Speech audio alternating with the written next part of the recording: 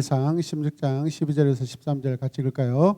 이에 사람을 보내어 그를 데려오매 그의 빛이 붉고 눈이 빼어나고 얼굴이 아름답더라. 하나님께서 여호와께서 이르시되 일어나 기름을 부으라 하시는지라. 사무엘이 기름 뿔병을 가져다가 그의 형제 중에서 그에게 부었더니 이날 이후로 다윗이 여호와의 영에게 크게 감동되니라. 사무엘이 떠나서 라마로 가니라. 아멘. 자, 오늘 설교 제목은 다윗의 마음을 보신 하나님. 하나님께서 다윗의 무엇을 보신다고요? 네, 다윗의 마음을 보셔요. 자, 여러분 이런 말이 있습니다. 얼굴값 한다. 얼굴값 한다. 무슨 값을 한다고요? 이제 얼굴값 한다는 거예요. 긍정적인 말입니까? 부정적인 말입니까? 네. 함께 고백합시다. 얼굴보다 성품이다. 네, 얼굴보다 성품이다. 자, 얼굴 잘나서 오히려 인생 망치는 경우가 더러 있어요, 여러분. 얼굴 믿고 까불다가 여러분 인생 망치는 경우가 있습니다. 큰 코 다칩니다, 여러분. 그거는 저의 이야기가 아니라 어르신들의 이야기예요. 어르신들의 이야기예요. 퀴즈입니다. 여러분, 이 사람이 누구일까요? 자, 고향은 베들레헴, 양을 치는 목동이었지만 왕이 되었습니다. 정답은? 좋아요. 자, 다윗. 자, 어떻게 이 목동이 왕이 되었을까? 하나님은 무엇을 보시고 이 사람을 왕으로 세우셨을까? 오늘 그런 내용으로 말씀을 듣도록 하겠습니다. 이스라엘 나라의 첫 번째 왕이 누구입니까? 사울 왕이죠. 이스라엘의 첫 번째 왕으로 세워진 사울 왕은요, 하나님의 마음에 순종하지 않았습니다. 자기 마음대로 행동합니다. 자기 감정대로 행동합니다. 자기 생각대로 행동합니다, 여러분.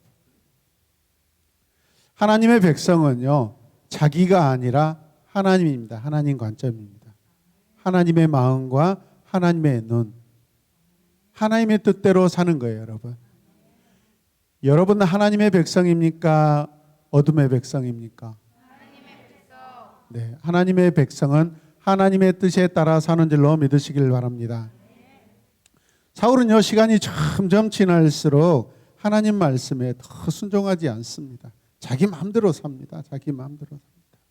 자기 마음대로 사는 사람이 어떻게 되는지 여러분 잘 알고 계시잖아요. 하나님께서는 이 사울 대신에 새로운 왕을 세우기로 그렇게 마음 먹으십니다. 그래서 대제사장인 사무엘에게 나타나십니다. 누구에게 나타나셔요? 사무엘에게. 네. 자, 사무엘이 어떤 사람이라고요? 대제사장. 네. 사무엘은 독특한 사람입니다. 제사장이면서 왕 같은 그런 직분도 행하였고요. 또 선지자로서 또 행하였고 제사장적인 그런 사람으로서 또 이렇게 기능도 했던 사람입니다. 그래서 성경에 보면은 구약의 삼중직을 이렇게 잘 한때 감당했던 사람, 대표적인 사람이 사무엘입니다. 이 땅의 완전한 제사장이요, 선지자요, 왕으로서 이 세상을 통치하시는 분은 누구시죠? 예수 그리스도. 예수 그리스도가 완전한 삼중직을 감당하신 분인 줄로 믿으시길 바랍니다. 하나님께서는요, 이 새로운 왕을 세우기 위해 사무엘 제사장에게 나타나십니다. 사무엘에게 하나님께서 말씀하셔요. 내가 이미 사울을 버렸다. 사울을 버렸다. 너는 기름을 뿔에 채워가지고 베들레헴의 이새의 집으로 찾아가라. 그 사람의 아들 중 한 사람을 왕으로 뽑겠다. 이렇게 말씀하십니다. 하나님께서 사무엘에게 이렇게 하라고 말씀하신 내용이 뭐예요? 첫 번째는 기름을 뿔에 채워라. 뿔이라는 것은요, 왕권을 말합니다. 왕을 상징합니다. 베들레헴으로 가라고 하십니다. 베들레헴은 어디예요? 다윗의 고향입니다. 다윗의 고향이에요. 그리고 또 이새의 집으로 가라 그럽니다. 이새는 누구죠? 다윗의 아버지예요. 아버지. 그 아들 중에서 왕을 세울 것이다 라고 말씀하셔요. 그 아들 중에서 그러면 이새의 집에 아들들이 하나다 많다라는 것이죠. 여러분, 굉장히 중요합니다. 아들 하나만 있으면 문제가 생기지 않는데 아들이 많아요. 오늘 우리가 굉장히 이 성경 안에서 갈등을 일으키는 바로 이 플라시, 바로 이 아들 중에서예요. 아들 중에서. 사무엘은 깜짝 놀라며 하나님께 말합니다. 제가 새 왕을 세우러 그곳에 가면 사울왕이 눈치채서 저를 죽이려고 할 것입니다. 그렇지 않겠어요? 지금 왕이 버젓이 있는데 그렇지 않아요? 벌써 사무엘이 나타났다. 벌써 뭐 가지고 있는 것을 보며 사람을 세우려고 하는, 다 알아요 몰라요? 알아요. 그래서 그의 신하들을 통해서 금방 정보가 여러분 입수돼서 눈치채고 사무엘을 죽일 수 있다라는 것, 이미 사무엘도 압니다. 여러분, 굉장히 두려운 일이죠. 하나님께서 사무엘에게 다시 말씀하셔요. 너는 어린 송아지를 몰고 가서 여호와께 제물을 바치려 왔다고 말하도록 하거라. 그리고 그 자리에 이새를 초청하여라. 그리고 내가 말해주는 이새의 아들 중 한 아들을 택하여라. 이렇게 말씀하십니다. 사무엘은 하나님의 말씀에 순종하여 어디로 갈까요? 베들레헴. 사무엘은 하나님께서 시키는 대로 어린 송아지를 끌고 베들레헴에 도착합니다. 대제사장이 갑자기 나타나니까 사람들이 깜짝 놀라겠죠, 여러분. 장로들이 나옵니다. 사무엘을 맞이합니다. 그들은 혹시 자신들이 뭘 잘못해서 이 대제사장 사무엘이 찾아온 줄 알고 두려워합니다. 사무엘은 하나님께 제사 드리는 것을 사람들을 다 초청합니다. 사무엘은 장로들을 다 초청합니다. 내가 하나님께 제물을 바치려고 왔으니 다들 깨끗하게 해서 오도록 하시오. 나와 함께 하나님께 제사를 드립시다. 하나님의 말씀대로 이새의 아들들도 깨끗하게 단장하여 그 제사에 참석하게 되었습니다. 베들레헴의 장로들과 이새의 아들들이 함께 모였는데 이새의 아들들은 모두 몇 명일까요? 8명. 자, 사무엘 앞에 모인 그 이새의 아들들은 몇 명이라고요? 7명. 장로들이 8명 바뀌었어요. 자, 아들들이 참 많죠, 여러분. 자, 사무엘은 새로운 왕을 찾기 위해 이새의 아들을 살펴봅니다. 자, 옆에 친구들을 살펴보세요. 옆 사람 살펴보세요. 왕이 될 만한가 살펴보세요. 국무총리가 될 만한가 살펴보세요. 국회의원이 될 만한가 살펴보세요. 우리 목사님은 글로벌 리더가 이곳에 많다고 하는데 못 찾으면 누가 문제예요, 여러분? 이새의 아들들이 도착했을 때 첫 번째 아들 엘리압을 본 사무엘은 눈이 번쩍 띄어집니다. 그리고 이렇게 생각합니다. 하나님께서 분명 이 키가 크고 잘생긴 첫 번째 아들을 왕으로 뽑으실 거야. 과연 하나님도 같은 생각을 하셨을까요? 오늘은요, 여러분, 눈과 마음의 차이를 여러분들이 잘 집중하시길 바랍니다. 사람은 눈으로 보지만 하나님은 마음으로 보십니다.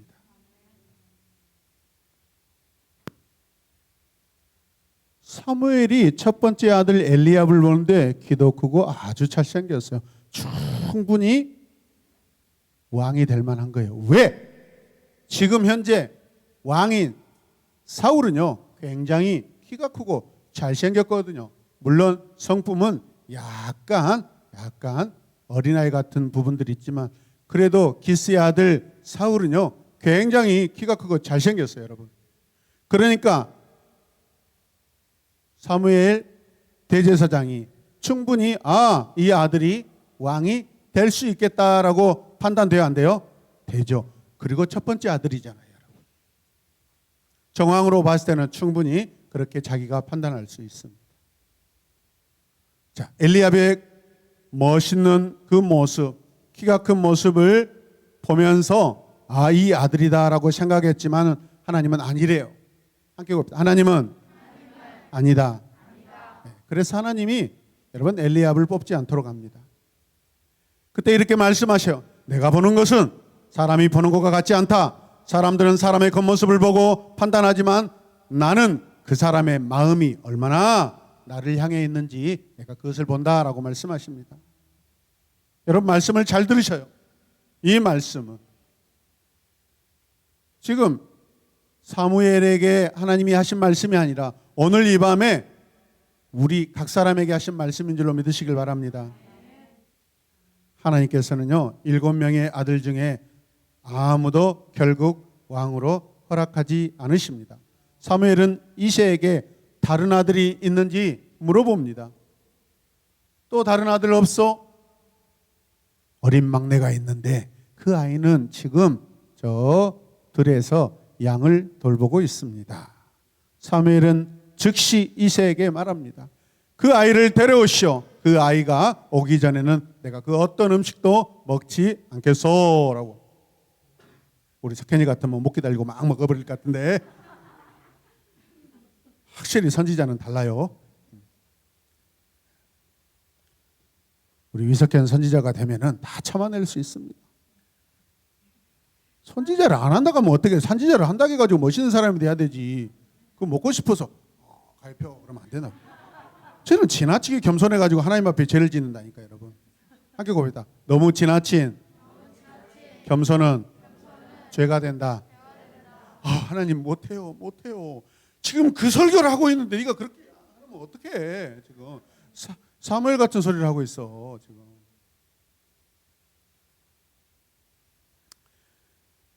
여러분 이새는요 양을 치고 있던 막내 아들을 부릅니다. 그리고 그 막내 아들이 사무엘 앞에 섰습니다. 사무엘 앞에 나타난 이새의 막내 아들은요 가만히 보니까 살결이 불그레하고, 지금 제가 지금 살결이 불그레하죠. 눈이 반짝반짝 빛나죠.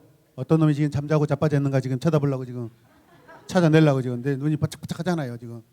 마치 다윗의 눈동자처럼. 그러니까 아주 잘생긴 아이예요 여러분. 그러나 여기서 잘생겼다라는 것은요 여러분 외모를 말하는 것이 아닙니다. 느껴지는 게 달라요. 아무리 잘생겨도요 여러분 그냥 마음이 가지 않는 사람들이 있는 반면 용모는 별로인데 사람이 왠지 매력이 있고 정이 가고 막 그런 사람들이 있어요. 우리 민희처럼 보면 볼수록 정이 가요 여러분. 그러다가 앞에 나와서 일동하면은 뿅 가버립니다. 거기에다 수호 찬양까지 해버리면 나는 어쩌라고. 내 맘인데 어쩌라고.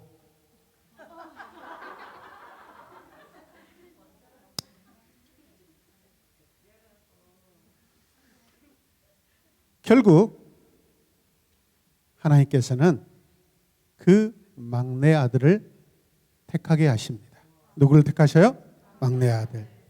양을 치고 있던 이새의 막내 아들. 그는 누구인가요? 다윗이라는 사람입니다. 다윗은 사무엘의 앞에 왔을 때 하나님께서 뭐라고 하십니까? 바로 이 아이다. 바로 이 소년이다. 너는 일어나서 이 아이에게 기름을 부어 돌아가라. 어노인팅 하라는 거예요 여러분. 기름 부음, 성령의 기름 부음, 왕의 기름 부음, 여호와의 기름 부음. 왕으로서 이제 기름 부음을 주시는 거예요 여러분. 할렐루야.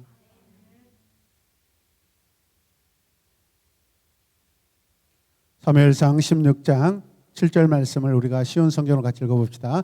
여호와께서 사무엘에게 말씀하셨습니다. 엘리압의 멋있는 모습과 키 큰 모습을 보지 마라. 나는 엘리압을 뽑지 않았다. 내가 보는 것은 사람이 보는 것과 같지 않다.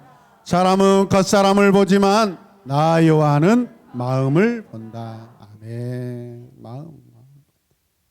마음을 본다. 우리가 다윗에 관한 성경을 쭉 보면은요 정말 하나님과 다윗은 서로 뭘 보니까 하나님은 다윗의 마음을 보시고 다윗은 하나님의 마음만 바라봅니다. 이게 두 여호와께서 다윗과 함께 하실 때마다, 관계하실 때마다 공통 분모는 마음이에요. heart예요, heart. 우리가 예배를 드릴 때 하나님께 heart를 드려야지 art를 들으면 안 되는 거예요. art가 뭐예요? 멋있게 막 찬양하고 기교를 부리고, 많은 사람들이 그럽니다. 새로운 게 이제 잘하는데 좀 더 멋있는 그 음악을 좀 나오도록 해야 되지 않겠어요? 그러면 어떡해요? 우리 동아 여기서 이제 끝장나는 거예요. 좀 출시하려고 지금 몇 달 딱 섰는데 얘 이제 여기서 더 이상 안 돼요. 끝장나는 거예요.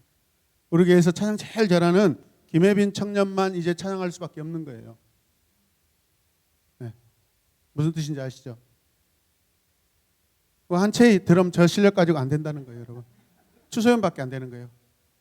그냥 몇 사람만 해야 그 좋은 소리가 나는 거예요. 그러나 우리 공동체의 사역은 잘하는 사람, art를 여러분 세우는 게 아니라 하나님의 heart를 가진 사람을 세웁니다. 그것 때문에 힘든 거예요. 그러나 하나님이 기뻐하시기 때문에 우리가 이것까지 왔고, 오늘도 말씀드렸지만 참 우리가 어마어마한 큰 선물을 받았는데, 뭐 때문에? 하나님 앞에 날마다 예배 때마다 우리의 마음을 들여서 하나님께서 그래 마음껏 다윗처럼 마음껏 찬양해라, 마음껏 나에게 예배하라 하면서 하나님께서 이 아름다운 공간을 우리에게 허락하신 줄로 믿습니다. 하나님께서 다윗을 이스라엘의 새로운 왕으로 택하십니다. 우리는 겉모습을 꾸미는 일에는 아주 열심이죠. 하지만 하나님께서는 그런 겉모양을 보시고 우리에게 복을 내리시는 분은 아닙니다. 사람들은 겉모습을 보고 왕으로 세우려고 하였습니다. 우리가 신실하다고 한 이스라엘의 선지자 사무엘도 외모를 봤습니다. 성경 안에서 가장 탁월한 선지자라고 했던 그 사무엘마저도 뭘 봤어요? 외모를 봤어요. 사무엘도 실수했어요, 여러분. 그 탁월한 사무엘도 실수한다 이 말이에요. 이 문제를 하나님이 크게 다루시지 않아서 그랬어요. 그렇지 사실은 우리말로 하면 야 임마 너 지금 뭐 하는 짓이야? 내가 언제 사람들 외모를 본 적 있어? 지금 너 뭐 하는 짓이야? 너 왜 내 마음을 몰라? 내 마음을 사랑하고 내 마음을 따르는 자를 지금까지 내가 그렇게 좋아하고, 그래서 내가 너도 그렇게 어렸을 때부터 선택했는데 지금 무슨 짓이야? 여러분 이런 상황입니다. 조금 더 우리가 과격하게 이야기하면 이해되십니까?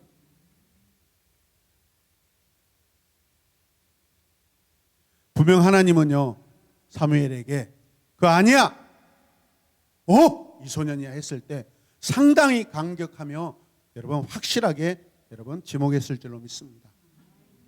그냥 글자니까 텍스트로 기록했으니까 이러지. 이 내러티브를 이해하셔.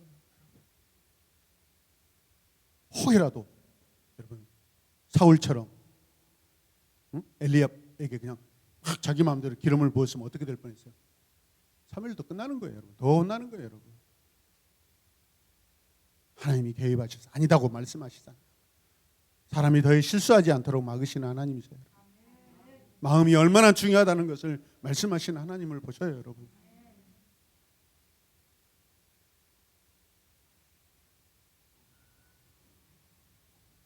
하나님은 기능을 보지 않으십니다. 하나님은 실력자를 그렇게 중요하게 생각하지 않으십니다. 실력은 하나님이 다 가지고 계세요. 실력은 하나님이 다 가지고 계세요. 저를 보세요. 하나님의 마음을 보셔요. 사람을 보지 마세요. 왜 봐요, 여러분? 들어온 사람을 왜 봐요? 하나님의 마음이 여가 있는데.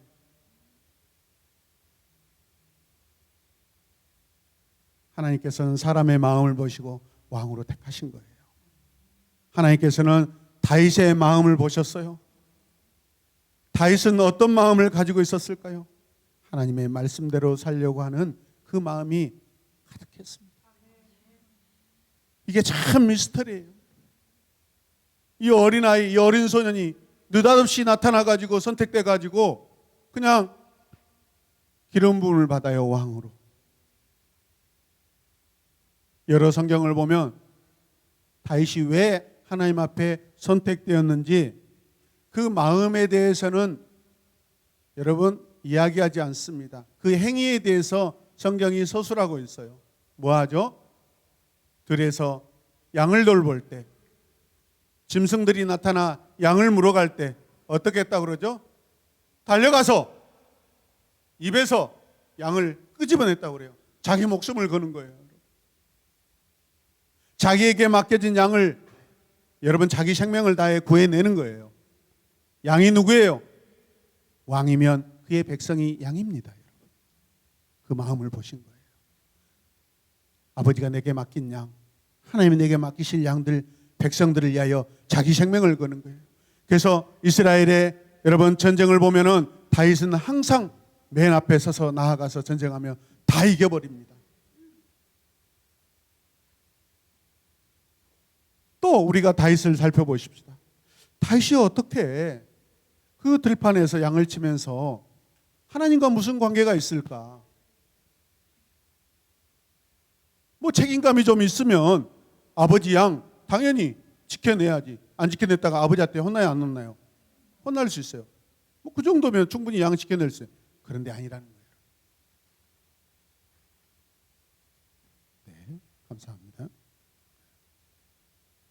앞에 나서 손잡아 줄까?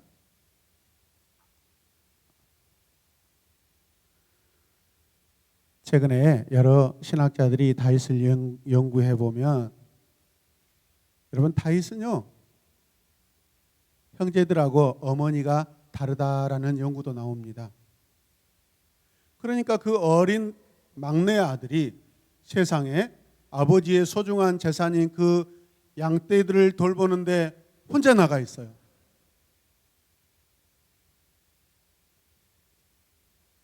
형들하고 다른 삶을 살고 있어요.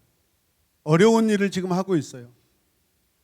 나중에 보면은 블레셋과의 전쟁이 일어났을 때 여러분 형들이 전쟁에 나가 있잖아요. 그죠? 그리고 다윗이 심부름을 가잖아요. 그래 안 그래요? 네. 전쟁에 나가는 것은 반드시 이겨야 되는 그런 의미도 있지만은 자기의 집안의 명예를 쌓으려고 나가는 거예요. 이해되십니까? 그럼 다윗 너는 우리 집안에서 너에게는 명예가 쌓을 수 있는 그런 신분이 아니야 라고 우리가 그렇게 묵상하고 해석할 수도 있다라는 거예요. 어떻게 보면 버림받은 아들이에요, 여러분. 관계적으로 보았을 때. 어쩌면 그렇기 때문에 다윗은 그 양을 돌보면서 그 외로운 마음, 그 두려운 마음, 아마도 하나님을 더 의지하고 하나님을 신뢰할 수 있습니다. 신뢰했을 수 있습니다. 이해되십니까? 형들을 미워하지 않고 외톨이가 된 자기 자신에 대해서 원망하지 않고 오히려 들판에서 노래하며 하나님을 찬송하며 자기에게 맡겨진 일들을 잘 감당하고 있습니다. 여러분 우리에게 이런 마음, 이런 태도가 필요한 줄로 믿습니다. 꼭 내가 일할 때 누가 옆에 있어야 되나요? 아니에요. 어렵고 힘들어. 그러나 나 혼자 여러분 하려고 노력해야 돼요. 교회에서 식당 봉사하는데 집사님들이 와서 좀 도와주면 좋은데 안 도와줘서 섭섭해요. 따라서 섭섭해요. 네, 섭섭하면 안 돼요. 그냥 혼자 하는 거예요. 아멘. 네, 혼자 하는 거예요. 와서 도와주면 감사하는 거예요. 감사하는 거예요. 원망하지 않는 거예요. 아멘입니까? 네. 우리 마음에 하나님을 모시고 말씀에 순종하고 이웃을 섬기는 선한 마음을 여러분 가지도록 힘써 봅시다. 그런 여러분이 되시길 주님의 이름으로 축원합니다. 우리가 욕심을 부린다고 다 가질 수가 없어요. 설령 많은 재물을 가졌다고 관리 능력이 부족하여 재물을 잃거나 빼앗기거나 어떤 사기에 연루돼서 큰 고통을 당할 수 있습니다. 하나님을 사랑한다는 것은 많은 재물로서 하나님을 사랑하는 게 아니에요. 많은 재물이 있어 하나님을 더 사랑할 것 같지만 여러분 그렇지 않습니다. 보편적으로, 평균적으로, 대부분. 그래서 무엇을 가지려고 하기보다는 그 무엇을 어떻게 할 것인가, 내 손에 있는 그 무엇을 가지고 내가 어떻게 할 것인가. 여러분 그게 태도가 중요해요. 이게 얼마인가 여러분 계산하지 마십시오.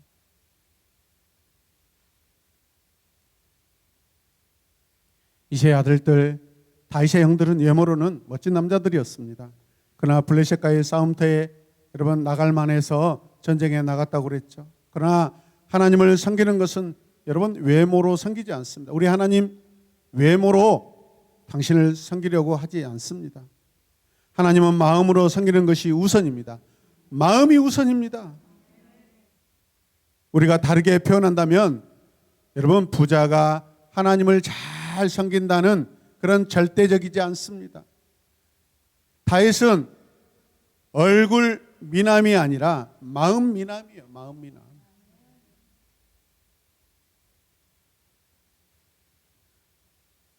오늘 말씀 안에서 우리가 크게 갈등으로 다루지 않았지만은 이 사무엘의 실수는요, 오늘 이 시간 저와 여러분들이 누구나 할 수 있는 그런 실수입니다. 그럼에도 불구하고 다윗을 향한 하나님의 선택은 옳으시고 그분이 전적으로 주권적으로 다윗을 선택하라고 말씀하십니다. 마음을 다해 섬길 때 하나님께서 크게 기뻐하실 줄로 믿습니다. 마음을 들이시길 바랍니다. 태도가 중요합니다. 여러분, 제가 많은 연예인들, 크리스찬 연예인들이 어디 집회 가가지고 찬양 인도하는 거 많이 봅니다. 더러 정말 마음을 다해 하나님 앞에 찬양 드리는 그런 연예인들도 보았지만 대부분은요 기능으로, 공교한 기능으로 찬양하는 것을 많이 보았습니다. 마음이 없어요. 그러나 우리 새로운 에마본께 홀리킹 친구들은요 마음을 들여 찬양하시길 바랍니다. 마음을 들여 찬양하시길 바랍니다. 여러분의 찬양은 달라요. 우리의 찬양은 달라요. 하나님 앞에 태도로서 찬양합니다. 하나님 앞에 태도로 예배합니다. 할렐루야. 마음을 들이시길 바랍니다. 여러분의 마음의 중심에 하나님께서 기뻐하십니다. 함께 기도하겠습니다. 하나님 감사합니다. 우리가 하나님을 섬길 때 마음을 들여 하나님을 기쁘시게 하게 하여 주시옵소서. 하나님은 외모보다 마음을 우선한다는 것, 그 마음이 하나님을 간절히 바라고 하나님을 간절히 신뢰하는 그 마음인 줄로 믿습니다.